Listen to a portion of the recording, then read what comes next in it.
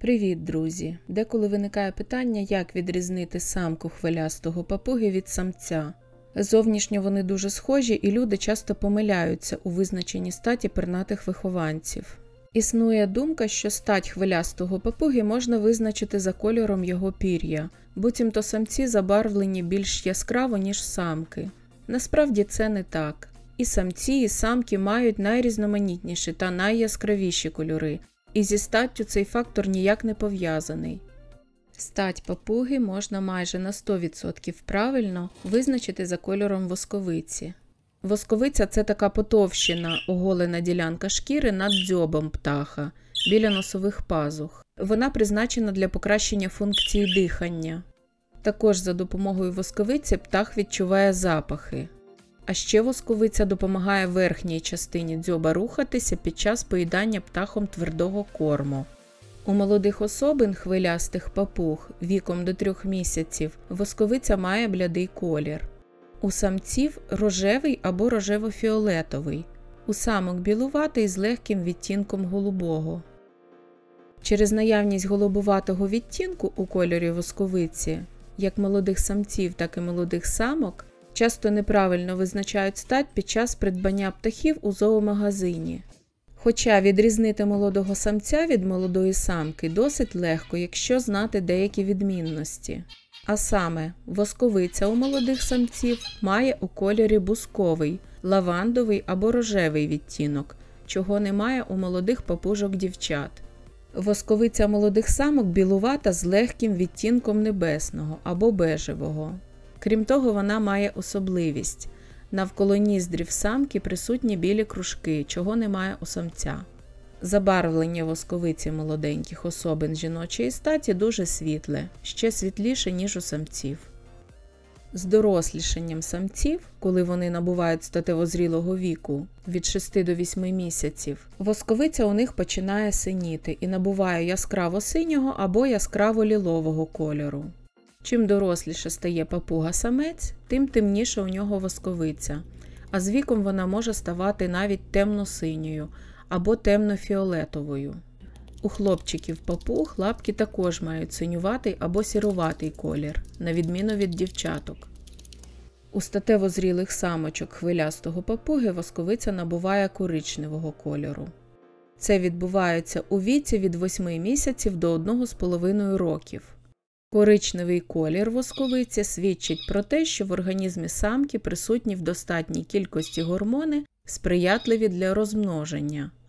З віком, коли в тілі самочки зменшується вироблення цих гормонів, коли вона старішає, то восковиця може втрачати коричневий колір і світлішати та ставати бежевою, або білуватою з коричневим відтінком. Але потрібно знати, що бувають і виключення з цих правил, наприклад, при генетичних збоях. Також колір восковиці папуги може змінюватися, коли птах хворіє. Тому додатковим способом визначення статі може стати спостереження за поведінкою птаха. Як правило, самочки більш спокійні та виважені, ніж самці, тому деякі господарі надають перевагу саме їм під час купівлі в зоомагазині. Самки менше цвірінькають та не так активно, як самці, грають з іграшками та з іншими папугами. Дівчатка-папуги більш недовірливі, ніж хлопчики, тому обережніше контактують з людиною, рідше сідають на плече та на руку, тривожаться, коли господар чистить клітку або насипає корм, чи міняє воду у поїлці. Можуть клюнути чи болюче вщипнути, якщо спробувати до них доторкнутися. Моя папушка Даша живе поряд з 2 метушливими хлопчиками-амадінами і дуже не любить, коли вони порушують її спокій. Сідають на її клітку або лізуть всередину, намагаючись вхопити шматочок корму або вкрасти щось цікаве для себе. Наприклад, пір'їну, яка випала з папужого хвоста, або папір, яким встелена підлога клітки. В такі моменти моя пташка стає роздратованою, намагається вщипнути амадінів та відганяє їх подалі від себе.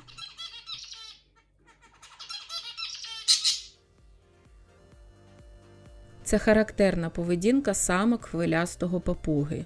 На відміну від них, самці більш енергійні та грайливі і не такі лякливі, як самки. Вони безупинно грають з іграшками, заграють з іншими папугами або з тваринами, поряд з якими живуть. Також проявляють цікавість до людей, люблять сідати на голову, на плече або на руку господаря.